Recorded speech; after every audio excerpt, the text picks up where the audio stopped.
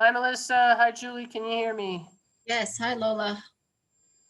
So Great. did you get my text that I'm gonna have to jump off as soon as the first hour's over? Okay. Like You're at gonna 5 do, when we're done. you do an intro and then going from there. Oh, you don't want me to? I'm just gonna stay on till 5. I just have No, another. no, no. I was asking. I wasn't sure what you were saying. You're Oh, gonna. yeah. No. I'm gonna stay on till 5. It's just Okay. I know how you stay on past 5. Oh, yeah. No, sometimes I do if anybody wants to talk to me, but Mhm. yeah, I So- got your text message. Sorry, I have been like slammed all day. It's been my whole week. I thought I had this wide open week, and it hasn't turned out that way at all. Not at all. Mhm. And Joel Des says, "Hi Lola, I will be late turning into town hall." Who is that? One of our guests? Joel Des. So, Julie, how many people we got registered?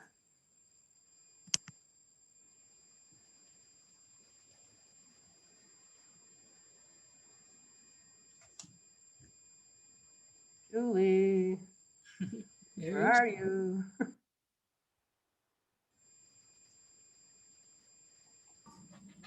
We have 25 registered. All right, that's okay. Better than what we had a couple days ago, but I was like, better than 11. better than, yeah. Well, let's get as many people as we possibly can. People wait till last minute.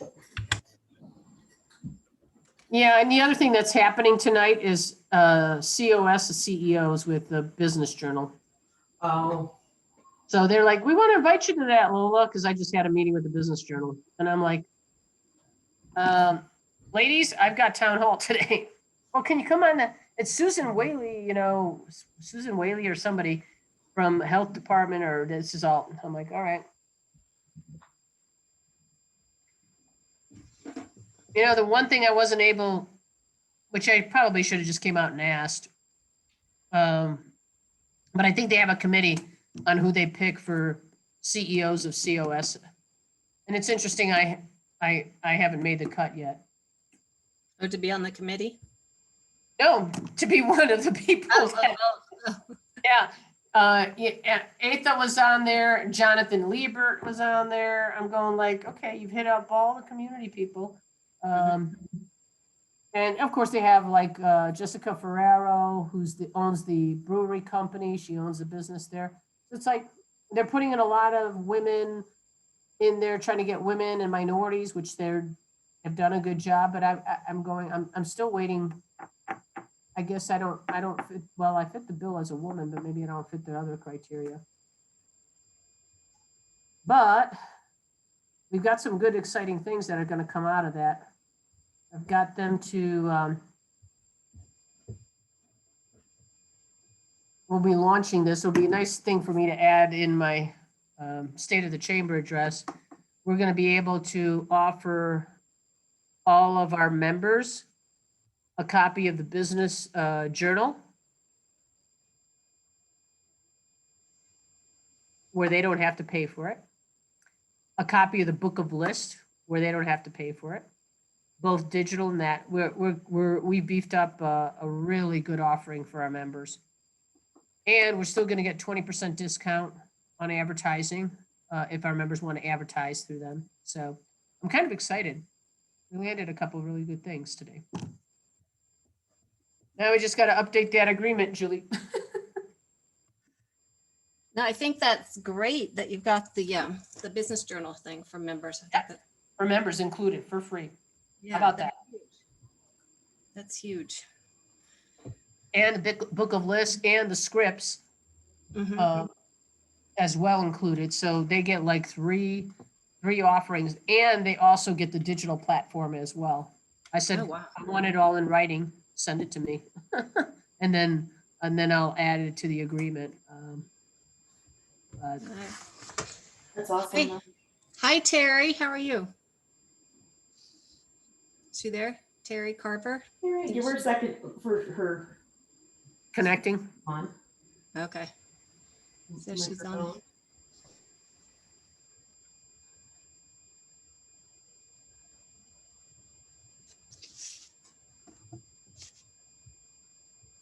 Melissa, when do you think you and I could connect? Do you think tomorrow? Let me see, what time are you done with that meeting with the young Well, professional? the committee, their meeting is at 9 in the morning, right? Is it Young Peas at 9? Yes. Do you want to meet before or after? I think if we could do it a little bit before. Okay, like Up. 8:15? Yeah, I'm not an early bird, but you know, I'll do it. I'm I'll not do either. what I have to do. I'll be in workout attire. I don't have to be dressed up for that. You don't have so. to be dressed up. We just talk on the, we Yeah. just kind of go through a kind of a, Okay, let's do it at 8:15. That's better for me than later. Well, they're at 9:30. oh, they're at What? 9:30. Yep. I just looked. They're at 9:30. Let me confirm Okay. it with Morgana though. Oh. You want to do 8:45?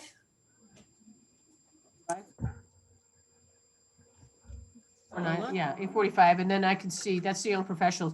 And then you and I could talk, maybe we can pull them. I could see if they're, I'm just kind of wondering if it makes sense for me to pull you into their call.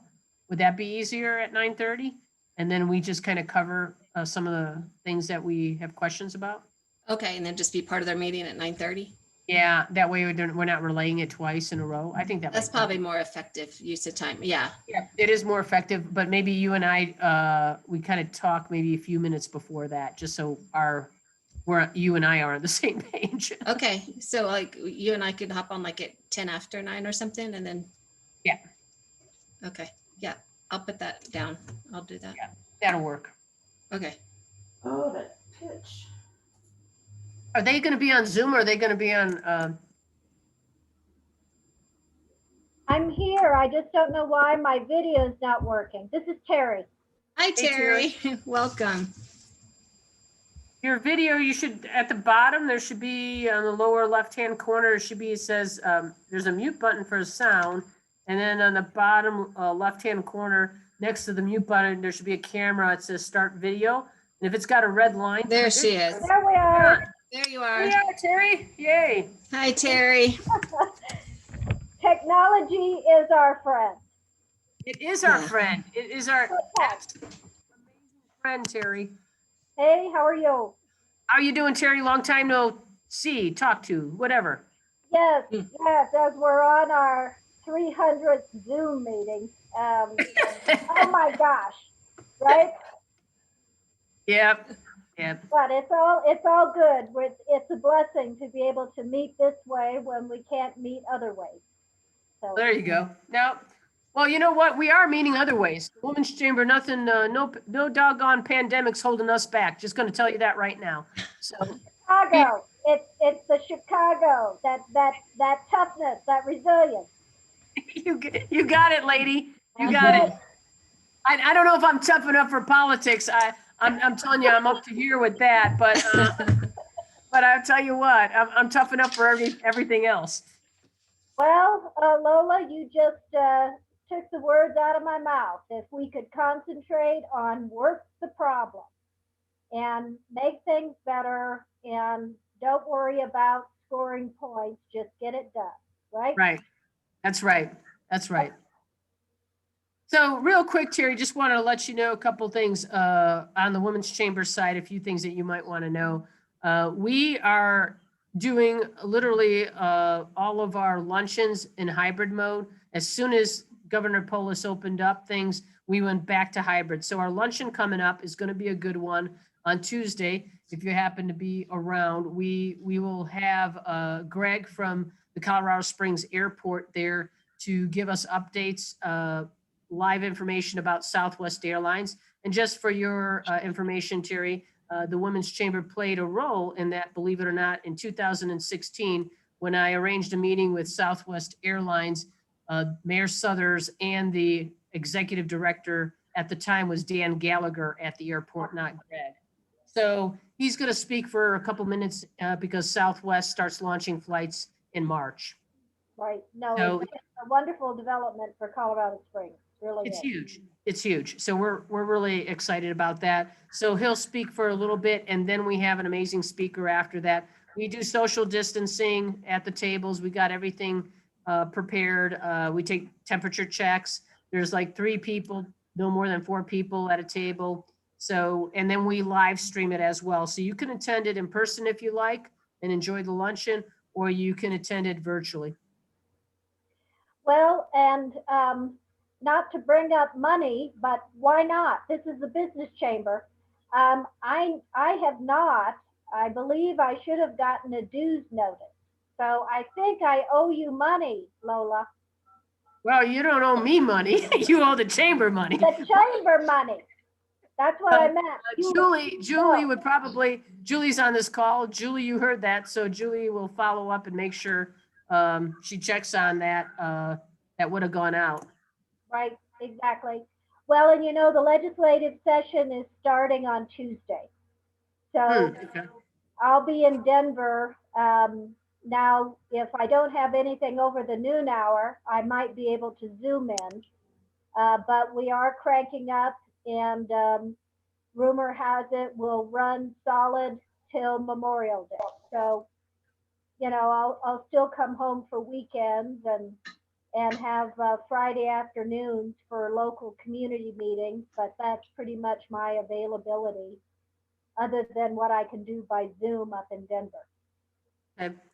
And I just, for your information, Julie just texted me, you're due in May. All right. I am not late. You're not late. Good. No, you're good. All right. You guys want to do sound checks? I see Nancy's online. Yeah. Nancy, hi, I'm Lola Wallach, President, CEO. Welcome. Hi, Lola. Nice to meet you. Thank you for inviting me to join you. You're very welcome. We're excited to hear from you. Great. Love to see great. women step up and, Yeah. you know, enter the role of chaos in politics, but okay. Absolutely.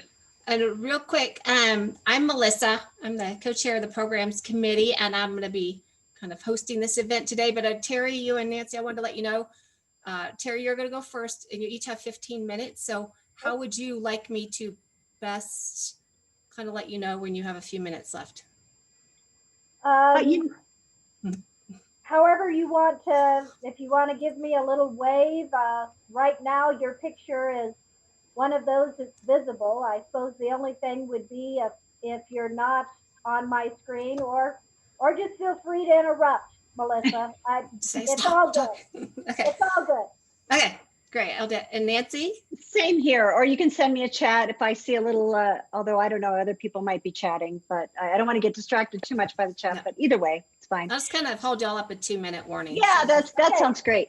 And also, I do have just three or four slides I'd love to show if I can. If you can share screen, or if you want me to email them to you, I could do that as well. Julie is our If tech you have it person. set up, if you want to show them, you should be able to share your screen. You just need to give me permissions right now. It's because the screen is already being shared. So when it stops sharing, I'll be able to. Great. Yeah, you should be able to jump in. It's already set. All right. Well, it's the top of the hour. I want to welcome everybody who has joined us today for this town hall for the Women's Chamber. I'm Melissa Healy, the co-chair of the programs committee. So I want to introduce Lola Wallach, our president and CEO. And then we have 2 guests today. We have Representative Terry Carver, the incumbent candidate for the Colorado House District 20. And after her, we'll have Nancy Hingham, the candidate for the Colorado Springs City Council District 5. So Lola, did you want to say a few words? Lola? Town hall, you know, the Silver has put these town halls.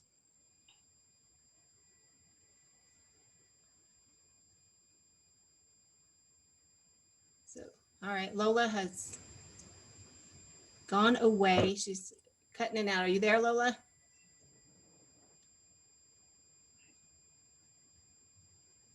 All right, I don't know what happened with Lola's audio. Are you there?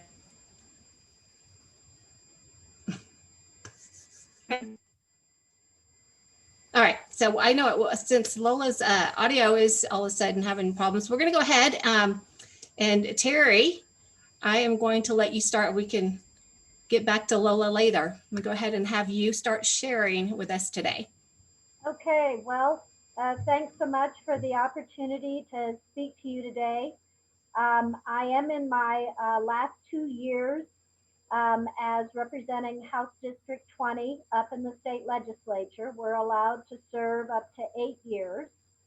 And so I've served 6 years. I represent Western El Paso County, so it is most of the county west of I-25 is the area I serve. So it's the small towns of Palmer Lake, Green Mountain Falls, Cascade, Chipeta Park, the Air Force Academy, but also Western Colorado Springs.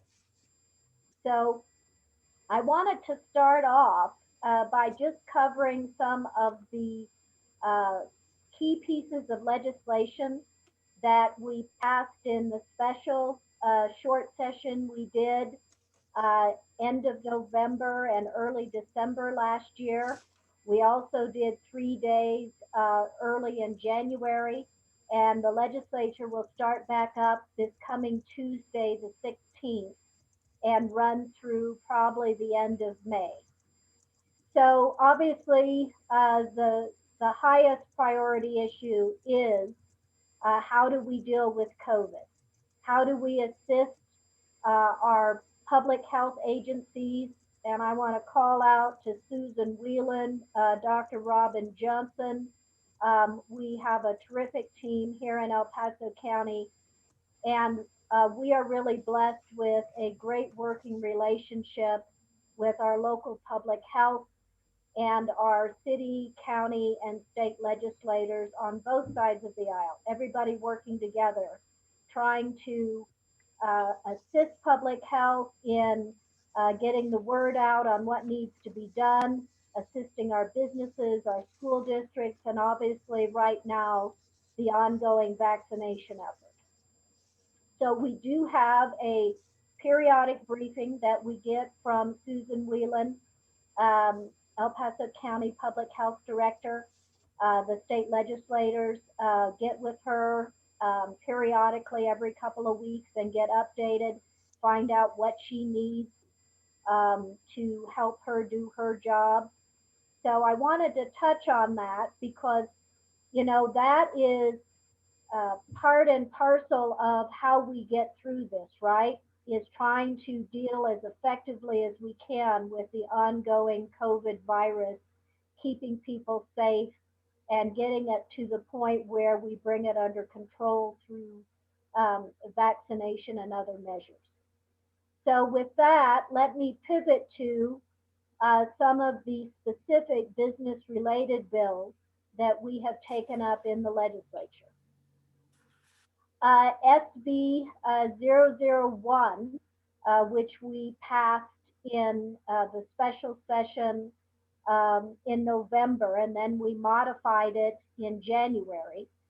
This was the primary effort we did in the state of Colorado to provide some financial assistance to small businesses, and we prioritized those businesses that had not received financial aid for whatever reason, maybe weren't able to get processed in time for the federal Paycheck Protection Program or other assistance. And we also tried to focus it specifically on the small business community. There was also money for arts and cultural, nonprofit organizations, that type of thing. With regards to the small business grant, that was, we approved about 35 million in grants, additional money beyond what we had done earlier in 2020 for small business. We have seen some issues arise, and in fact, I just got a letter from the Pikes Peak Area Council of Governments, and I've also heard this from the Colorado Springs Chamber, and I'll make sure I forward this letter to you. Even though we adjusted the filing deadlines for these small business grants, what we are finding is that businesses are still having difficulty getting the paperwork done. We do have an ability, which our county and city are doing now, to ask for an extension for the grant application into May, or excuse me, into April. That's the April 21st is the last day that's allowed.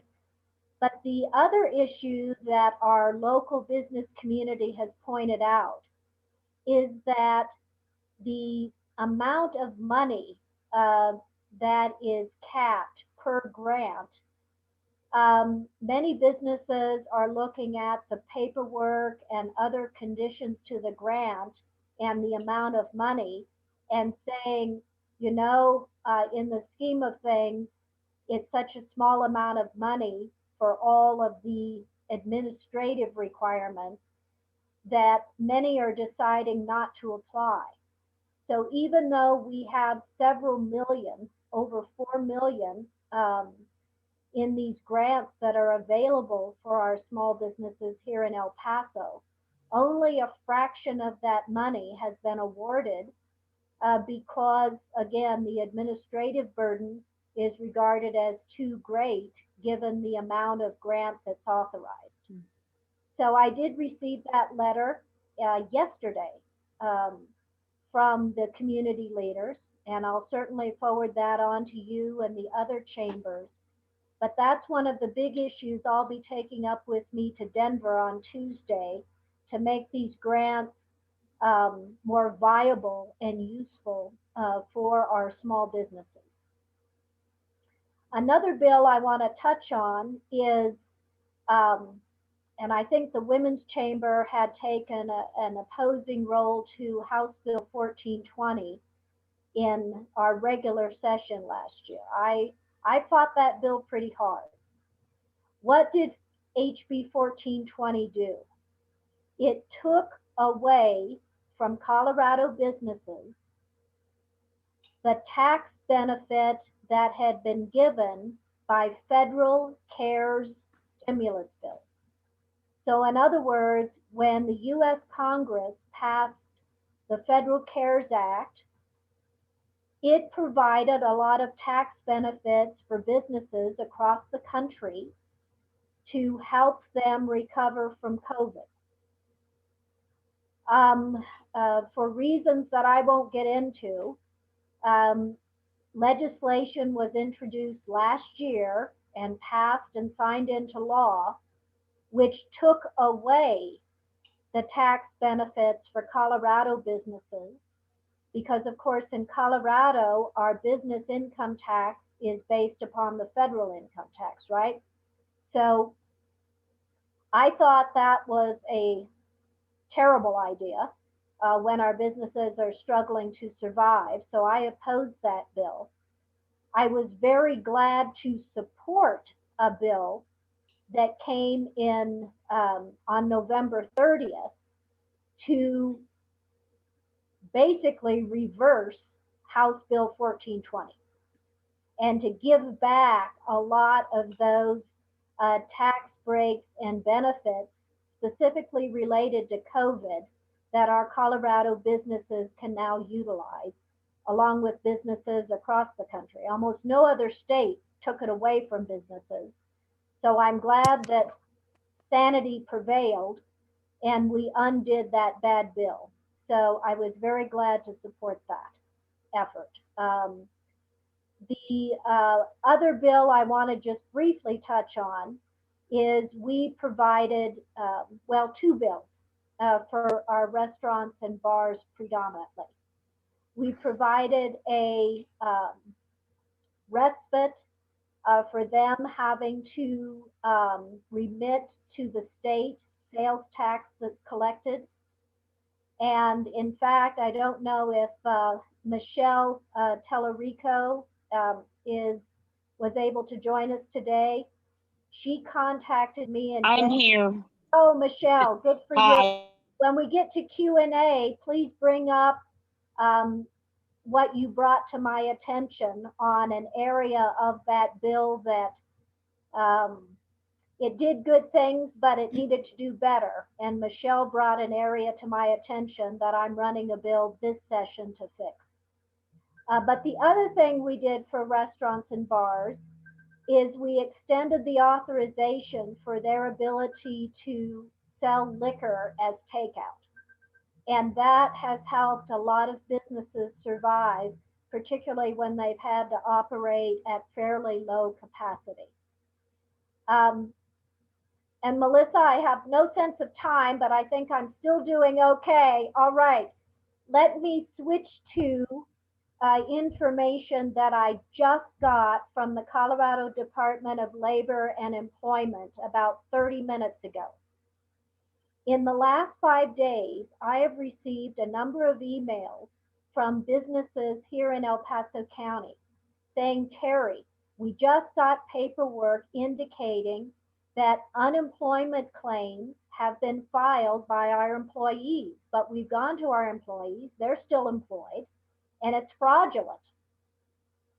And now we have this obligation to go, unravel these fraudulent claims. What are we supposed to do? So I talked with the two key officials that I work with at the Colorado Department of Labor and Employment. And I would think some of your members have also gotten this paperwork, a notification of fraudulent claims that have been, when you look at it, you realize it's fraudulent claims. It's falsified. This is a huge issue in Colorado. Over 1 million fraudulent claims have been filed. And a huge percentage of our employers now are getting notification of these false unemployment claims that supposedly have been filed by their employees, and it's not true. So CDLE has sent me instructions, which I will forward to you and the other chambers, on what businesses should immediately do so that CDLE stops payment and doesn't process these claims. So I want to just alert you to that. I also want to alert you to the fact the other unemployment issue I'm working is at any given time, I'm usually helping anywhere from 10 to 20 individuals who have validly filed an unemployment insurance claim and are having trouble getting it processed. So if you have any friends, neighbors, employees that are in that situation, I am glad to help with that. And, so we continue to work those issues as well. Finally, just let me say that, Excuse me, if somebody, sorry, Terry, not to interrupt you, but if somebody doesn't have their microphone on mute, would you please put that on mute? We're hearing you in the background. Thank you.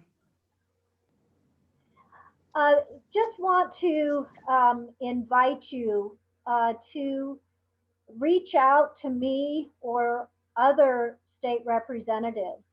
When you see problems in state law that are causing problems that don't make sense, you're going to hear from Michelle later. But let me just tell you some other issues that people have reached out to me on and that I'm in the process of working. I've had a number of small businesses say, Terry, I've done business in other states and they have laws so that when a small business is a subcontractor in a large project and they do their work, prompt payment is required when the work is done. And here in Colorado, we don't get our money until the prime contractor is paid, when it is state government projects. And they said that's not how the federal government does it. That's not how other states do it. So I'm looking into that. Colorado is probably the worst state in how we have implemented collection of sales tax through internet sales. It is so complex and so burdensome. And so you may have heard that was the Wayfair decision, and then we implemented it in my view, in a particularly burdensome way. And I continue to work with businesses, and I'll be reaching out to chambers to see how we can simplify that for businesses. I mean, so many businesses have survived by expanding their internet sales. And then we make the calculation of sales tax and who all they have to send the sales tax to so difficult. So that is an issue. And there are others. And Melissa, I don't know how I'm doing. Yeah, so yeah, it's fine. Just if you can finish your point, that's fine. Yeah. So, you know, that is my job. That is the job of all of your state representatives and state senators, is to listen to the people that they represent. And then when a problem is identified, work with you and the other state legislators and the state agencies to fix it. So I simply invite your individual members as well as the chamber to you help us be more effective in the legislature in making Colorado more business friendly and supportive of small business. So again, so appreciate the opportunity to speak with you this afternoon.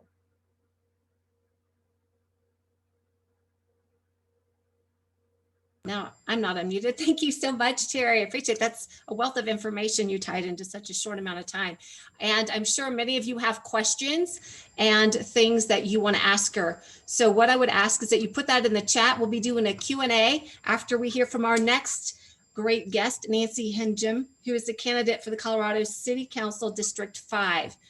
And real quickly, before Nancy begins, I do want to thank our partner here today, the Hispanic Chamber of Commerce here in Colorado Springs. Thank you very much for your partnering with us on this event today. Okay, so Nancy.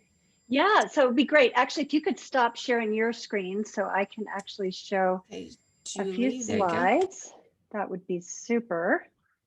Thank you so much. And Terry, love what you had to say. And you know, I'm trying to get elected. I'm not in office yet, but what I hear is that engagement with the people you're representing. So that's really important to me. And I appreciate this opportunity to speak with all of you about I don't know how many of you actually live in District 5, but very happy to share with you kind of a little bit about me and actually hear from you as well. So I want to start with kind of the how I'm going to work. This is really important to me. I care deeply about engaging every voice, whether it's in my work that I do in organizations as a coach, in my church or wherever it might be, really involving voices. And so really continuing on with that work of civic engagement, looking at how do we involve our citizens in planning. You know, the last 2 years, Colorado Springs did the Plan COS process. They did a lot of sessions and town halls around the city. It was great. Actually, there was a lot of input, and I think it could have been even a little bit better. I think there are other digital ways that we could expand the input that our citizens have. So really just meeting people. I've really enjoyed knocking on doors and listening to people, and just how we work is how I work is something I want you to know about me first and foremost. People certainly want to know why me and why now. So I have 30 years of living in Colorado Springs. I moved here in 1990 with my husband from Chicago, but I lived on the Air Force Academy in your district, Terry, when I was a little kid. My dad was an instructor there at the Air Force Academy, and we came back. We, as many people have, chosen Colorado Springs after a life of moving around in the military, a place for us. So my husband and I moved here 30 years ago. I started out as a clinical social worker. I did direct service. I moved into the management of Medicaid for 43 of 63 counties when the state of Colorado went from a fee-for-service payment system to a managed care system. So being a little more fiscally careful with those dollars, but also improving the care of behavioral health for those consumers of behavioral health for those counties. So I did that for the next part of my career. And then for the last 20 years, I have been close to 20 years, 18 years or so. I've been working as an executive coach and organizational consultant globally and locally. Started with the Center for Creative Leadership, who reached out to me to take kind of my clinical background and my business background and put that together into coaching, which is what I've been doing. So why now? Why am I running now? I turned 60 this summer.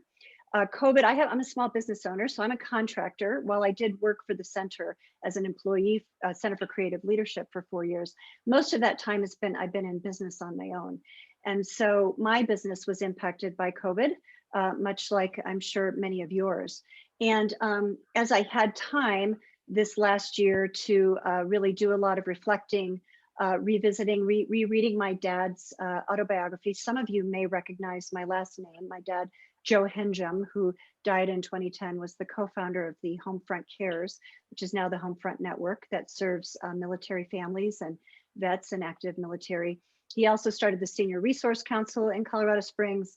He left quite a legacy, is really the bottom line. And his dedication to service of community really got in my bones. And this summer, I was sitting on my porch after having read his autobiography and deciding, do I want to kind of really work on really rebuilding my business, or what should I be doing?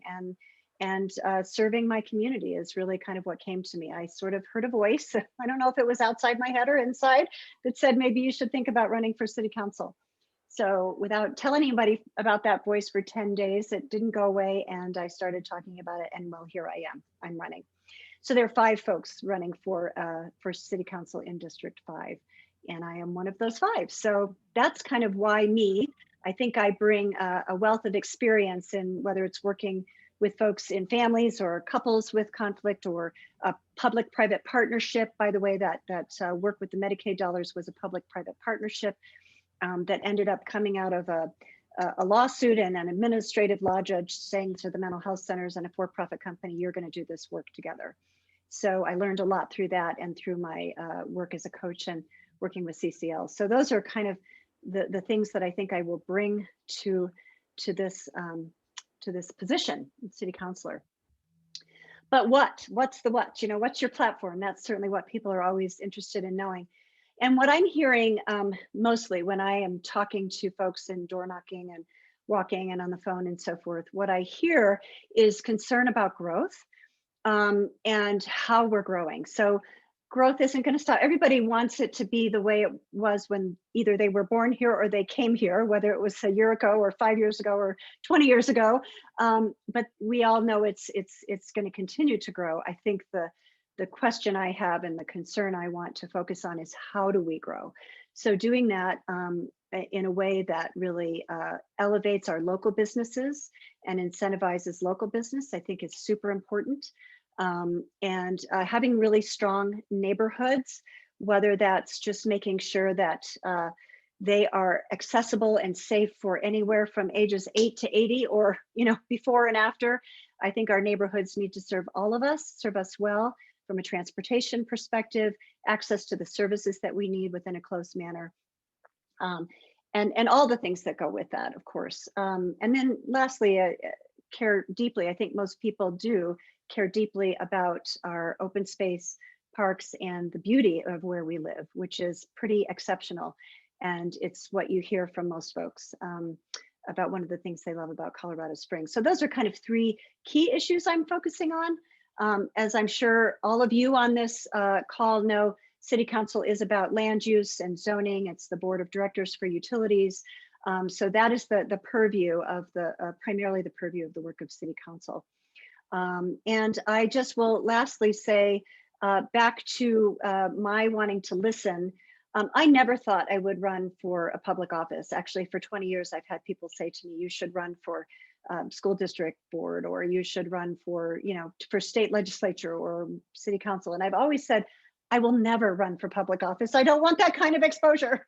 And so here I am and I'm doing it, but I have probably more questions right now than I do answers because I'm learning a lot and I want to hear from people. I want to be informed. So these are some of the questions that I hope to hear from you. I know you'll have questions for me when we get to Q&A, and I want to move us to Q&A for both Terry and I, but I want you to hear that I'm interested in hearing from you as Hispanic Chamber, Women's Chamber. What are the things that I need to know about as I plan to serve on City Council?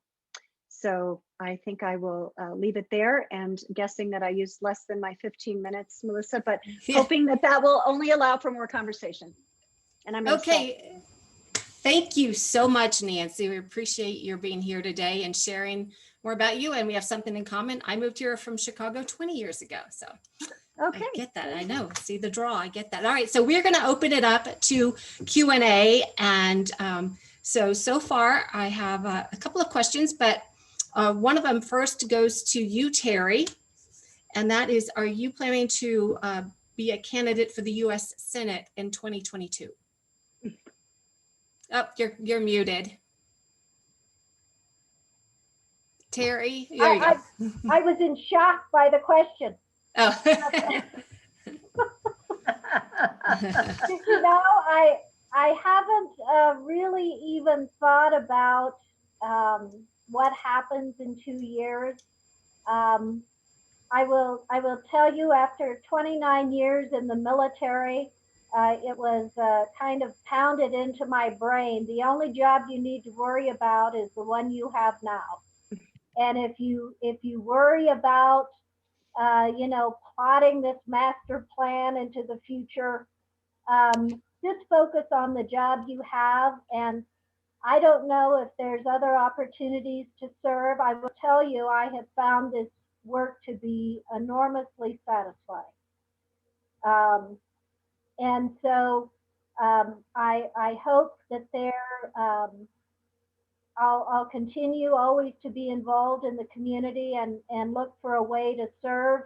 That may or may not be in an elected capacity, but right now I look at all the bills I still want to get done, and haven't even touched on, and again, it's our great community. It's bills that have been brought forward by the Human Trafficking Coalition and TESSA for domestic violence. I've got a couple of bills to help address some of those areas, and how we do better in wildfire mitigation in both locally and the state, another area I've been real involved with. So I appreciate the question. I will tell you, I worked for a member of Congress in Washington, D.C. for almost 3 years when I was in my 20s, and that was very exciting.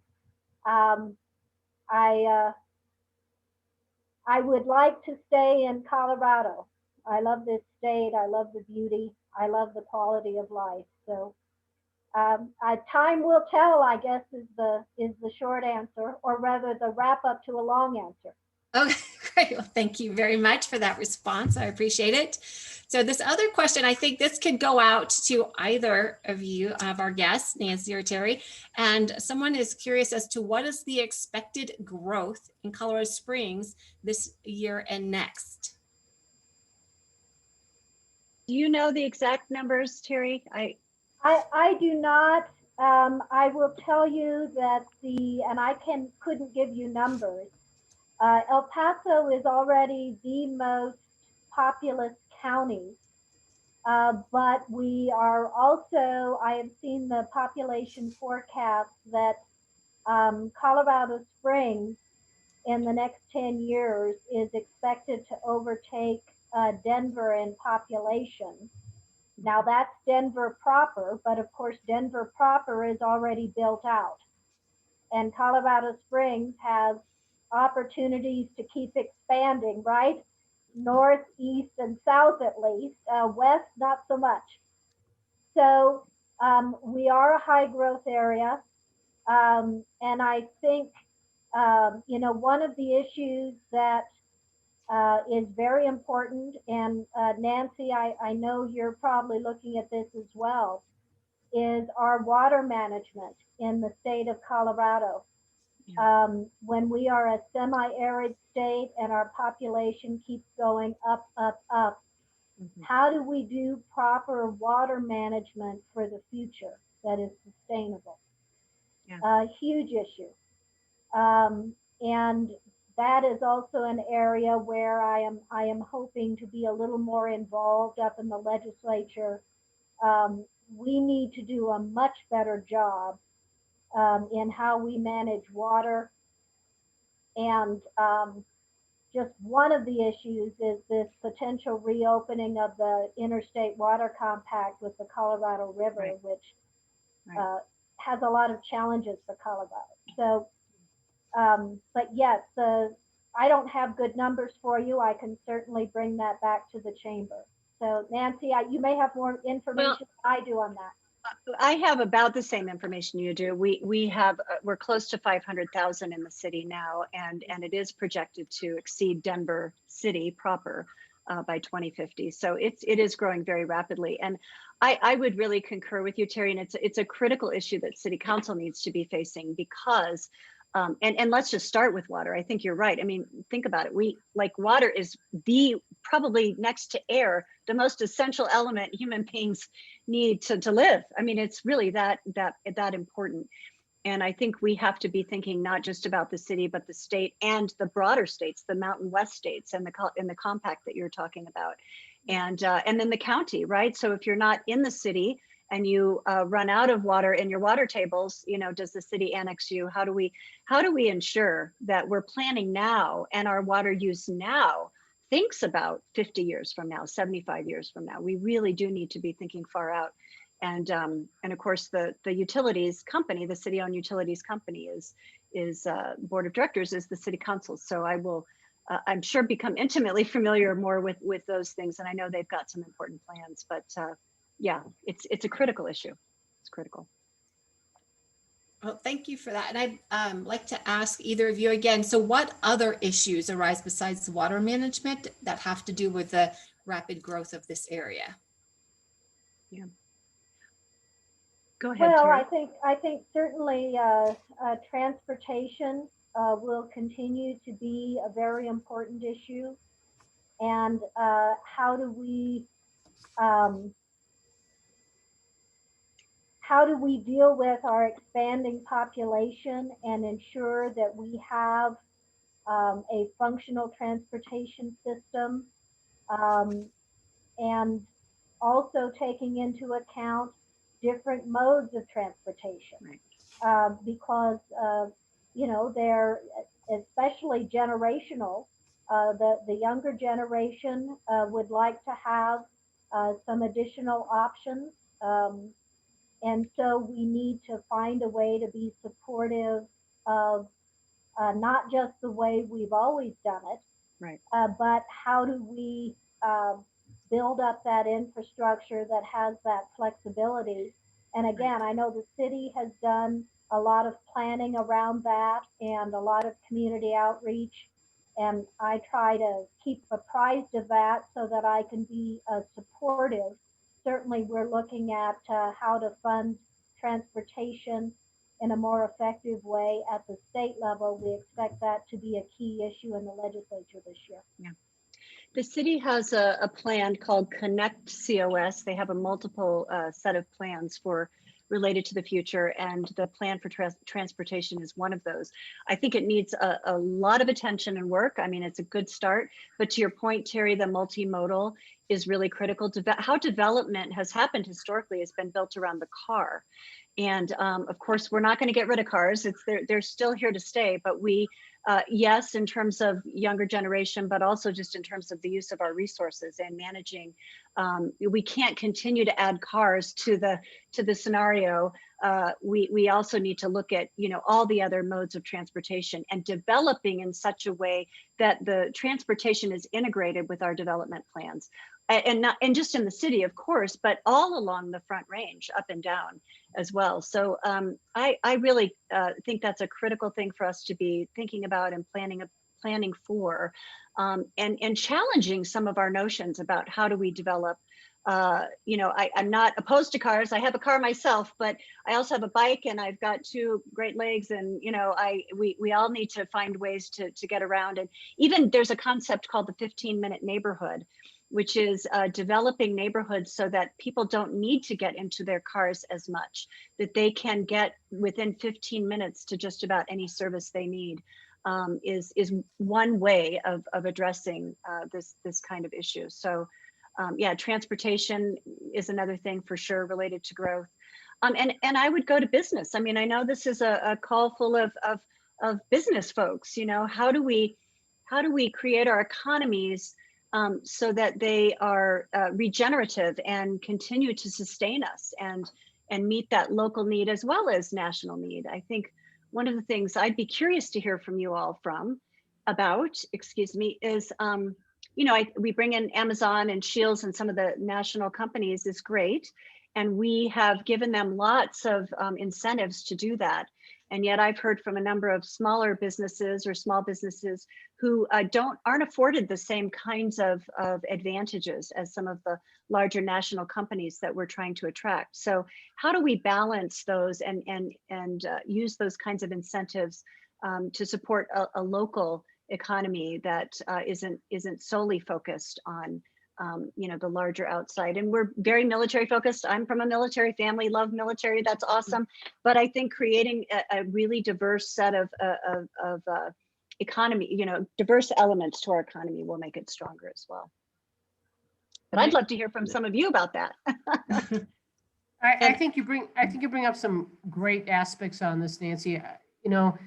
As we saw how the pandemic has truly impacted business, we haven't, and I'm going to be straight out because I'm an advocate for small business, and Terry Carver knows this about me very well, right, Terry? Probably the only organization that won Small Business Champion of the Year in the middle of a pandemic, for crying out loud. So I'm going to tout that horn, but I will tell you this, there are unfair advantages on the playing field. This country has been built on the bread and butter of small businesses. There is no doubt about that. And there is reasons why we don't have monopolies of large corporations and organizations. And we have seen what the impact of the pandemic has done to small businesses. Now, I want to share with everybody on this call because I think it's really important. And I might get into local politics here, Terry, and you and I could talk offline. You and I could talk offline if you'd like to. But there's something that needs to be said. We were advocates for small business on all of these levels. I sit on the board of directors for the state chamber of the Association of All Chamber Executives. And during that time, Mesa County, one of my great compadres over there, Diane Schwenke, they did a test pilot on the 5-star program. You all familiar with the 5-star program? I will tell you, we looked at it and we went with the state chamber. There was an email that went out saying, can we go ahead and actually get to Polis's office? We're going to do a petition and an endorsement of this program. Who's on there? The Women's Chamber did submit for that and put that in there. Now, mind you, I did that because we had no other resources or options to us. But at the same token, I was really concerned about our small businesses being burdened with the extra bureaucracy and the extra documentation and all that. Why does small business have to go through all of this to maintain a certain amount of capacity or whatnot when we have the big box organizations that none of that qualifies for? So the induced burden to small business is huge.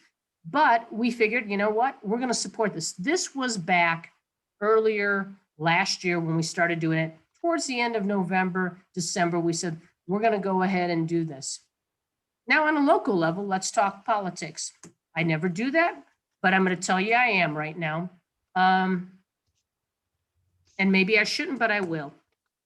There were several regional small chambers within El Paso County that went ahead and supported that. I will tell you that all of a sudden a press release was put out on Wednesday by the Colorado Springs Chamber and EDC and said that they were supporting this. They never endorsed it at the state level. Y'all need to know that. They never endorsed it at the state level. They saw an opportunity, and then now all of the 5-star program needs to be filtered through a main website designed by the Colorado Springs Chamber and EDC, rather than a collaborative effort that was going on with the entire state across so many different chambers. I'm pretty vocal about it and maybe have guts to say stuff about this, but I have colleagues that were kind of disappointed. What it says to our constituents, and for those people who are chamber members on this call, and a colleague of mine who's on this call, the Hispanic Chamber as well, Joel Des is on here, and if he wants to speak, he can.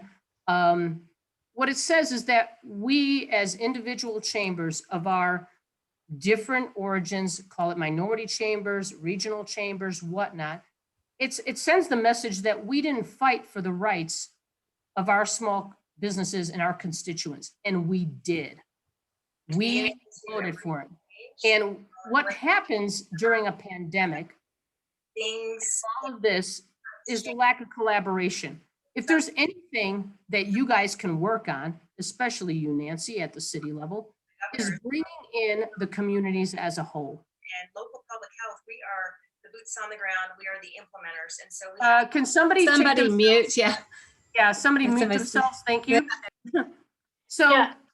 we So are Lola- supporting our small businesses in every which way to do that. And I don't want our businesses to think that we were never fighting for this program that would help small businesses stay open during this time. And unfortunately, some people seem to seize the opportunity rather than being collaborative as a group to get the right messages through. Moving forward, we need to really collaborate. And I want to see collaboration, not just only at the city level. I want to see it at the county level, and I want to see it at the chamber level, because our job, and this is what's happening in the federal government. We talk about what's happening in Washington, D.C. It's all of that, but on even a smaller scale in a small community. And so we need to get past that and really come to the table working together for the greater good of our members, for the greater good of our economy, for the greater good of our citizens. And until that happens, you're going to have all of this power play happening. And that's why, Terry, I admire you. Thank you for your service, that you deal with this and then you put up with this. It's got to be frustrating. I don't have time. I'm an entrepreneur. I run this chamber. I'm contracted to serve the greater good of our members in the business community. And the board of directors know there are times where I am going to be really vocal. And maybe this is one of the times I am, but I'm going to be vocal about it, because it's not about me. It's about our members. It's about our businesses. So people, if you're in the service role, then serve, not your self-interest, but serve the greater good. And when I start seeing organization self-serving, then I have issues with that. And I will be vocal about that. Sorry, I got on a soapbox on all that, but I know there might be some other questions. Anybody could chime in on this. But I know Joe is on the call as well from the Hispanic Chamber.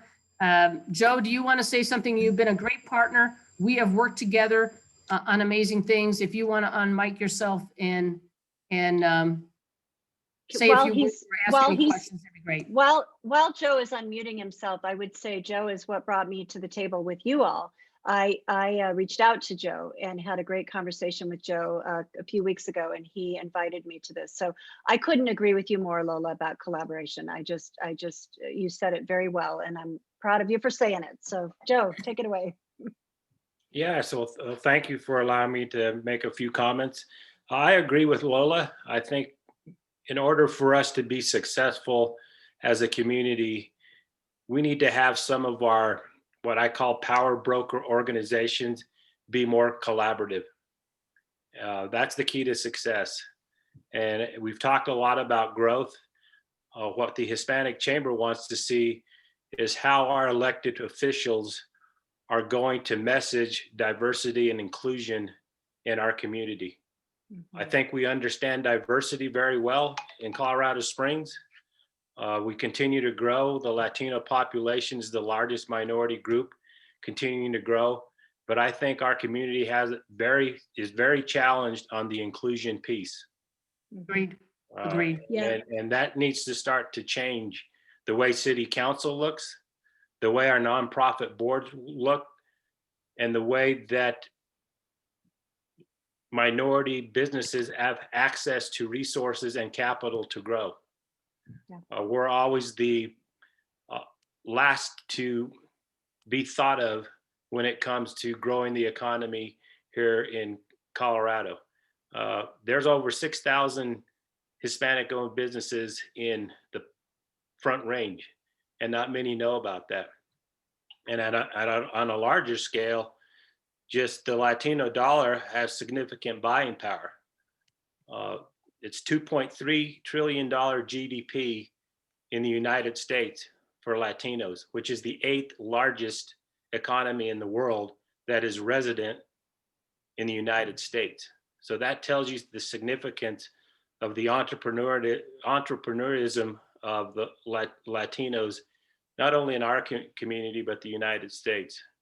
But I agree with Lola. I think we have to have more spirit of collaboration, working together to leverage each other's resources for the good of the community that we live in.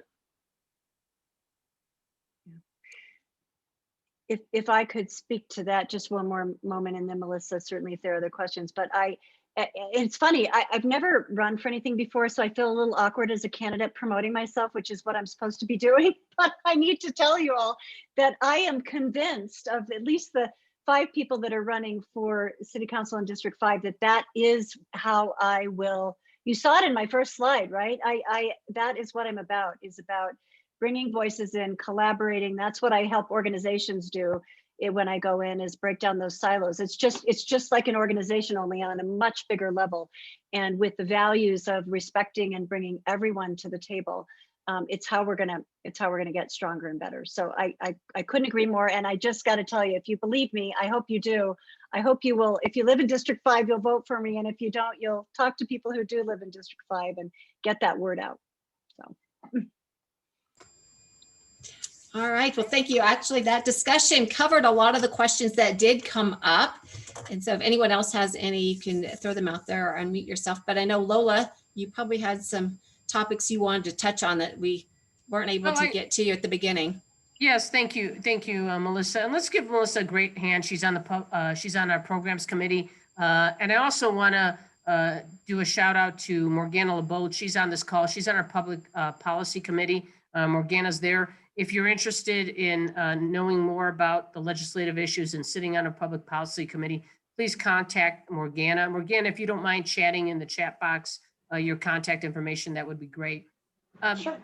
I wanted to follow up really quickly with you, Terry. You talked about grants that are happening in the community and some of the red tape to get to those grants. The Women's Chamber has taken the time to walk a lot of our small businesses and members through those grants, whether they be Energize Colorado, whether they be El Paso County.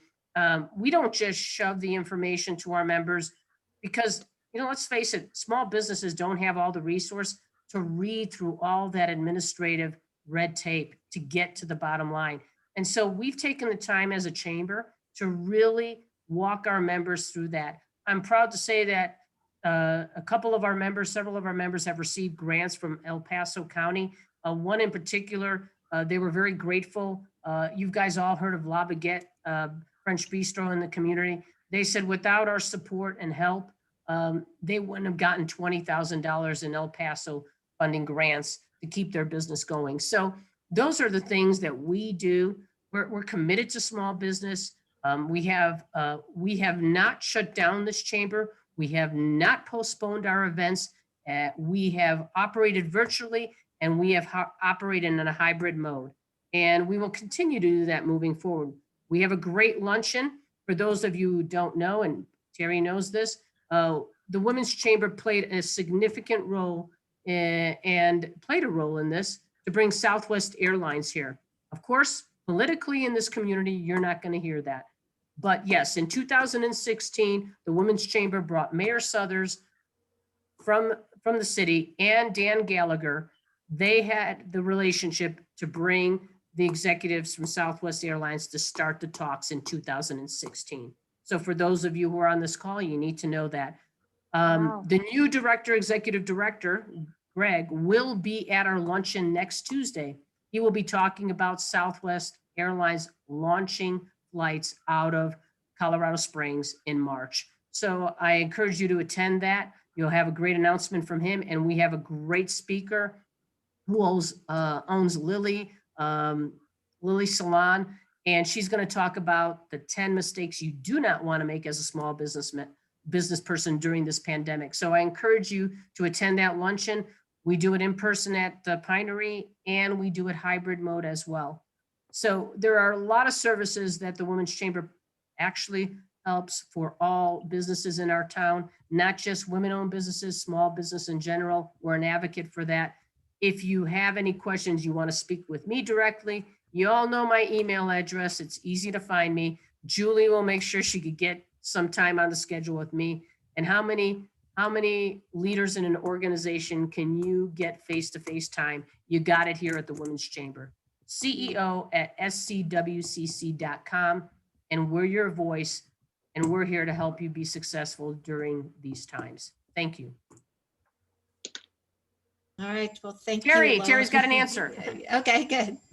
And folks, during COVID, we have special rules for remote testimony, even through your own personal computer, where you can testify on bills that are in committee. But before COVID hit, we had gotten Colorado Springs approved for remote testimony.